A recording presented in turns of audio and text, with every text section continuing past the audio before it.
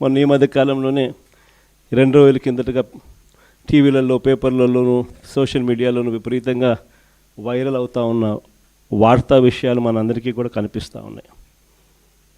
ఈ మధ్యకాలంలోనే చూసాం, పుట్టా మహేష్ డ్రగ్స్ సేవిస్తూ, డ్రగ్స్ తీసుకుంటూ పట్టుబడ్డ ఫస్ట్ ఏకైక పార్లమెంటు సభ్యుడు. ఇంతవరకు పార్లమెంటు సభ్యుల చరిత్రలో ఈ మాదిరిగా డ్రగ్స్ తీసుకుంటూ, ఈ మాదిరిగా బుక్ అయిన వ్యక్తి పార్లమెంటు చరిత్రలో లేడు. ఫస్ట్ సభ్యుడు. అది ఇక్కడితో మొదలు కాల. ఆశ్చర్యం ఏమిటో తెలుసా?